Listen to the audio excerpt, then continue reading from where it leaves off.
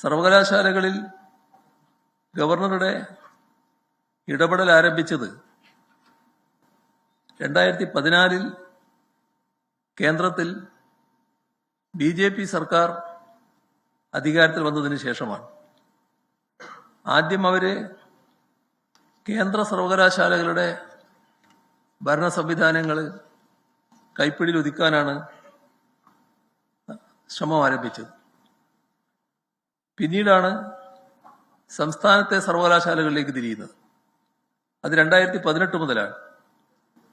ആരിഫ് മുഹമ്മദ് ഖാൻ ഗവർണറായി എത്തിയ 2019 മുതൽ കേരളത്തിലെ ഉന്നത വിദ്യാഭ്യാസ മേഖലയെ കൈപ്പിടിയിൽ ഒതുക്കാനുള്ള സംഘപരിവാറിന്റെ ശ്രമങ്ങൾ ആരംഭിച്ചു.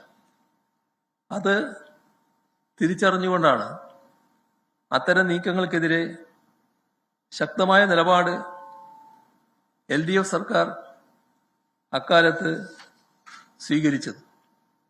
അത് LDF സർക്കാർ അധികാരം ഒഴിയുന്നതുവരെ തുറന്നു വന്നു എന്നുള്ളതും എല്ലാവരുടെയും അനുഭവത്തിലുള്ളതാണ്. അതിന്റെ ഭാഗമായാണ് മുൻകാലങ്ങളില്ലാത്ത വിധം സർക്കാരും മാറി മാറി വന്ന ഗവർണർമാരും തമ്മിലുള്ള ആശയഭിന്നത ആരംഭിക്കുന്നത്. ഗവർണറുടെ ഈ സമീപനത്തിൽ ഒരു മാറ്റവും വന്നിട്ടില്ല. MG യൂണിവേഴ്സിറ്റിയുടെ താൽക്കാലിക VC-യുടെ നിയമന കാര്യത്തിലും സെനറ്റിൽ 19 സംഘപരിവാർ അനുകൂലികളെ തിരികെ കയറ്റിയതിലും ഇതാണ് വ്യക്തമാകുന്നത്. ഇതിനെ എതിർക്കുന്നില്ല എന്ന സമീപനം പുതുതാണ്.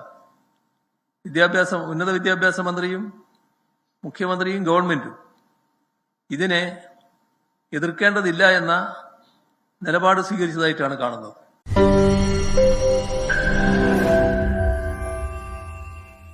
ലോകത്തെവിടെയായാലും ഏത് സമയത്തും 24 വാർത്തകളും ഓഗ്മെന്റഡ് റിയാലിറ്റി പാക്കേജുകളും എക്സ്പ്ലെയിനറുകളും വിശദമായി കാണാൻ ഞങ്ങളുടെ YouTube ചാനൽ നിങ്ങൾക്ക് സബ്സ്ക്രൈബ് ചെയ്യാം.